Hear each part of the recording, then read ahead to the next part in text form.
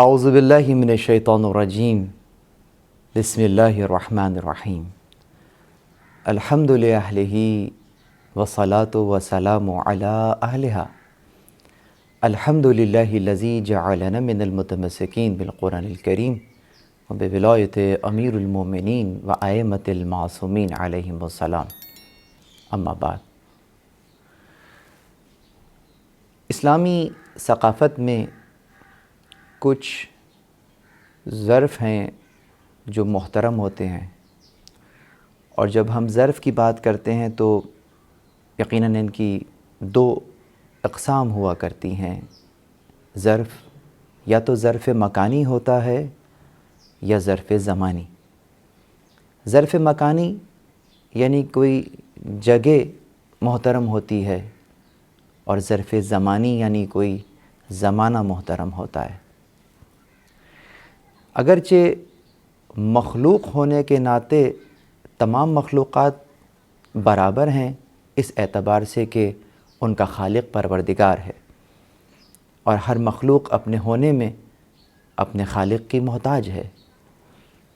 اس اعتبار سے اگر تمام موجودات پر نظر کریں تو سب کے سب فقیر نظر آتے ہیں پروردگار عالم کے حضور.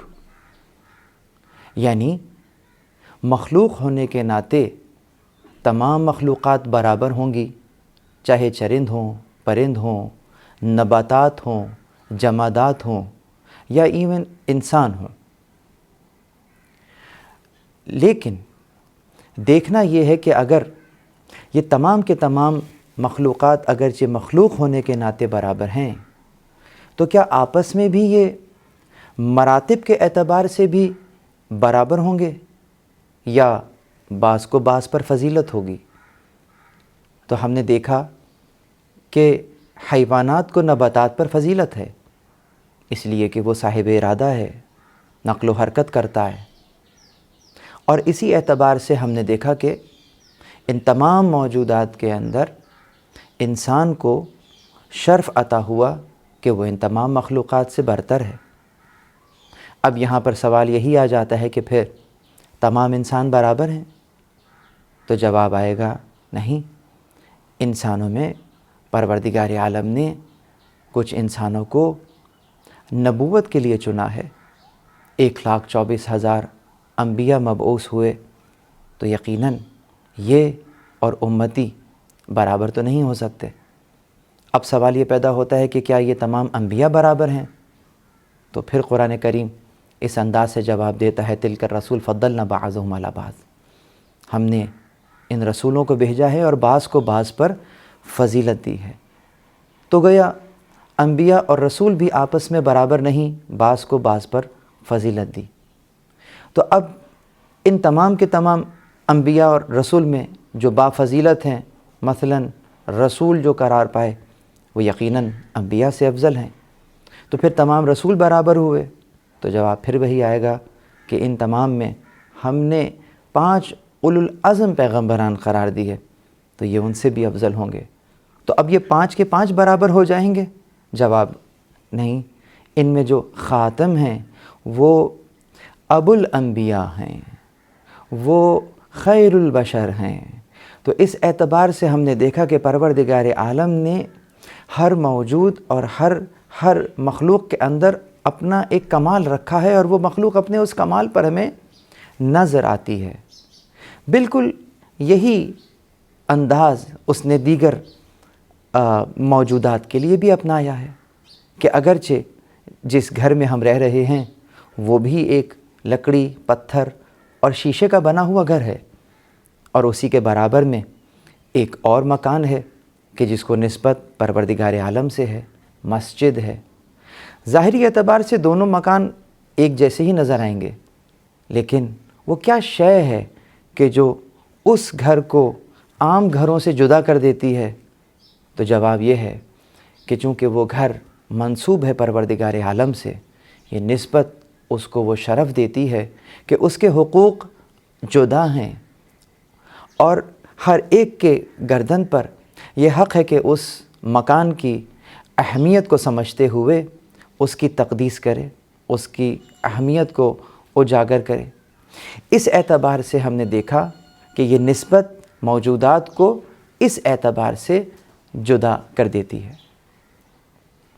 حرم میں بھی یہی معاملات ہیں، یعنی کہ کچھ ظروف جن کو ہم نے محترم کہا، ظرف زمان ہو یا ظرف مکان، کسی سبب محترم ہوتے ہیں، اگرچہ مخلوق ہونے کے ناطے برابر ہیں، لیکن کچھ فضیلتیں، کچھ نسبتیں ایسی جڑ جاتی ہیں، چاہے ظرف زمان سے ہوں یا ظرف مکان سے، جو ان کی فضیلت کو دو چند کر دیتی ہیں۔ مثلاً ظرف زمان ہی میں اگرچہ تمام ایام برابر ہیں، لیکن اس نے چند ایام کو با فضیلت قرار دیا۔ انہی ایام میں سے چند ماہ کو پروردگار عالم نے اس اعتبار سے محترم قرار دیا، اور ان محترم قرار دیے گئے اوقات میں سے ایک وقت، ایک مہینہ ماہ مبارکہ شعبان کا مہینہ ہے۔ شعبان یعنی اس اعتبار سے با فضیلت ہے کہ اگر ایک حدیث ہمارے پاس فقط ہوتی اور باقی حدیث اس کی شان میں نہ بھی ہوتی، تو بس وہ ایک حدیث جو ہمارے پاس موجود ہے وہ اس کی فضیلت کے لیے کافی ہے۔ کہ آپ نے رسول اللہ صلی اللہ علیہ وآلہ وسلم نے فرمایا کہ ماہ مبارک شعبان کو دیگر مہینوں پر ایسی ہی فضیلت ہے کہ جس طریقے سے میری فضیلت دیگر انبیاء علیہم السلام پر ہے۔ اللہ اکبر! گویا یہ مہینہ جس کی نسبت رسول اللہ سے جڑ رہی ہے، اگر یہی حدیث ہمارے پاس فقط ہو تو اس کی فضیلت میں ہمیں کسی اور دوسری حدیث کی ضرورت باقی نہیں بچتی ہے۔ جس مہینے کی نسبت ہی رسول اللہ سے جڑی ہوئی ہو، جو کہ افضل الانبیاء ہیں، جو کہ وجہ تخلیق کائنات ہیں۔ اب دیکھنا یہ ہے کہ آخر اس مہینے میں ایسا کیا راز چھپا ہے کہ رسول اللہ نے اس مہینے کو خود سے تشبیہ دی ہے۔ اس سے قبل کہ ہم موضوع کو مزید گہرائی میں لے کے جائیں، اس لفظ کے اصطلاحی اور خاص لغوی معنی کی طرف اشارہ کرتے ہیں۔ شعبان کا مہینہ تشعب، یعنی جو یہ اسم شعبان ہے یہ تشعب سے ہے۔ تشعب یعنی متفرق معنی رکھنے والا، پھیلنے والا، بہت سے معنی ہیں جو کہ اس لفظ کے کیے جا سکتے ہیں، لیکن یہاں میں اپنے سامعین کو ایک اصول بیان کرنا چاہوں گا کہ یاد رکھیے گا کہ اگر کبھی کسی لفظ کے متعدد معنی ہوں، ٹھیک ہے کہ ایک لفظ مختلف اوقات میں، مختلف معاملات میں، مختلف انداز سے استعمال ہوتا ہے، لیکن جب ہم ان تمام معنی میں غور و غوض کرتے ہیں تو کوئی ایک شے ضرور ایسی ہوتی ہے جو ان تمام معنی میں مشترک ہوتی ہے۔ شعبان کے ساتھ بھی یہی معاملہ ہے کہ اس کے متعدد معنی اگرچہ ضرور ہیں، لیکن ان تمام معنی میں ایک شے ایسی لطیف ہے کہ جو تمام معانی میں مشترک قرار پاتی ہے۔ مثلا تشعب، اگر شعبان تشعب سے ماخوذ ہو تو اس کا مطلب ہوتا ہے پھیلنا اور عام ہونا۔ چونکہ اس ماہ میں خیر کثیر پھیل جاتا ہے، آپ ایک نیکی کرتے ہیں، نامہ اعمال میں 70 کے برابر لکھی جا رہی ہوتی ہے، کوئی خیر عمل انجام دیتے ہیں، پروردگار عالم کی بارگاہ میں بڑھ کر لکھا جا رہا ہوتا ہے، تو اس نسبت سے اس مہینے کو شعبان کہا۔ یہ ایک معنی ہے۔ دوسرا معنی بہت ہی لطیف کیا گیا کہ وہ خود لفظ شعبان میں چھپا ہوا ہے، یعنی شعبان میں چھپا ہوا یہ حروف جسے آپ شین، عین، بے، الف اور نون سے یاد کرتے ہیں۔ شین کا اشارہ شرف کی طرف ہے، عین اوج کی طرف لے جاتا ہے، با سے مراد بر ہے، یعنی وہ اہم اور خاص نیکی جو متوجہ ہو کر کی جائے اسے بر کہتے ہیں۔ الف سے مراد الفت ہے اور نون کا حرف نور کی طرف اشارہ کرتا ہے۔ ان تمام مفاہیم کو جب یکجا کیا جاتا ہے ایک کلمے میں تو کلمہ شعبان بنتا ہے۔ تو اس اعتبار سے اس میں شرف بھی ہے، اس میں اوج اور بلندی بھی ہے، اس میں با کی بر بھی ہے، اس میں الف سے الفت بھی ہے، اور اس میں نون سے نور بھی چھپا ہوا ہے۔ بس اب دیکھنا یہ ہے کہ ہم نے کس طریقے سے اپنے ظرف کو آمادہ کرنا ہے کہ ان معانی اور مفاہیم کے سمندر کو اپنے نفس میں جذب کر سکیں۔ اسی موضوع کو آگے بڑھاتے ہوئے ایک اور معنی آپ کے سامنے کرنا چاہیں گے، اور وہ اس اعتبار سے کہ شعبان شعب سے بھی ہے، اور اس کا ایک معنی پہاڑی کا لیا جاتا ہے۔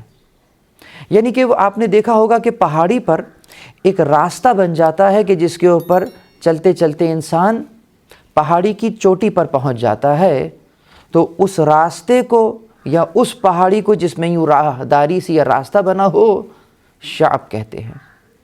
اور اب اگر آپ غور کریں تو ایسے راستے پر چلنے والا شخص ہر قدم اٹھاتا ہے اور ہر قدم اسے بلندی پر لے جاتا ہے۔ ایک چلنا سطح زمین پر ہوتا ہے اور ایک چلنا پہاڑ پر یا پہاڑی پر چلنا ہوتا ہے۔ پہاڑی پر چلنے میں اور زمین پر چلنے میں فرق یہی ہے کہ پہاڑی پر اٹھتا ہوا ہر قدم آپ کو بلند سے بلند تر کر رہا ہوتا ہے۔ اسی معاملے میں شعبان کو شعبان کہہ دیا کہ اس ماہ میں اگر ہم متوجہ ہوں ان نعمتوں اور کرامتوں اور فضیلتوں کی طرف، تو ہمارا بڑھتا ہوا ہر قدم، ہماری کھنچتی ہوئی ہر سانس ہمیں بلندی کی طرف لے جاتی ہے۔ اس معاملے میں بھی شعبان کو شعبان کہا گیا۔ شعبان کے ایک اور معنی جمع کرنے کے بھی ہیں، یعنی یہ وہ مہینہ ہے کہ جس میں پروردگار عالم نے بہت سی فضیلتوں اور نعمتوں کو ایک انداز سے ہمارے لیے جمع کر دیا ہے۔ تو یہ جمع کرنا بھی شعب کا معنی دیتا ہے۔ اس اعتبار سے شعبان کو شعبان کہا گیا۔ ماہ شعبان کا نام اس لیے بھی شعبان رکھا گیا، اور یہ وہ معنی ہے کہ جو کہ ہمارے موضوع سے بہت قریب ترین معنی ہے، اور وہ ہے کہ شعب کا ایک معنی شاخ کے بھی ہوتا ہے، اور شاخ دو معنی میں یہاں استعمال ہوا۔ ایک معنی کہ جس طریقے سے کوئی درخت پھلتا پھولتا ہے تو اس کی شاخیں نمودار ہوتی ہیں، شاخیں پھیلتی رہتی ہیں، شاخوں پر پھل لگتے رہتے ہیں اور درخت ہرا بھرا رہتا ہے۔ تو اس مہینے میں بالکل اسی انداز سے جو عمل کیا جا رہا ہے وہ شاخ در شاخ پھیلتا ہوا ہمیں نظر آتا ہے۔ تو اس ماہ کو شعبان اس معاملے میں بھی کہہ دیا گیا کہ تم جو عمل اس ماہ میں انجام دو گے وہ عمل شاخ در شاخ پھیلتا ہوا ہمیں نظر آئے گا۔ یہ اگرچہ عام معنی ہے، اور اب آخر میں وہ خاص معنی کر رہا ہوں کہ جس کے باب میں ہمارے پاس ایک بہت طویل حدیث موجود ہے۔ پروردگار عالم نے اس ماہ میں یہ برکت رکھی ہے کہ رسول اللہ صلی اللہ علیہ وآلہ وسلم ارشاد فرماتے ہیں کہ جب پہلی شعبان کا چاند نمودار ہوتا ہے تو خدا بند عالم جنت کے دروازوں کو کھل جانے کا حکم دیتا ہے، اور وہ کھل جاتے ہیں، اور طوبہ کے درخت کو امر کرتا ہے کہ دنیا کے نزدیک اپنی شاخوں کو لے جاؤ۔ اس وقت اللہ تعالیٰ کی طرف سے منادی ندا کرتا ہے کہ اے اللہ کے بندو، یہ طوبہ درخت کی شاخیں ہیں، ان سے لپٹ جاؤ، تمہیں جنت کی طرف بلند کریں گی۔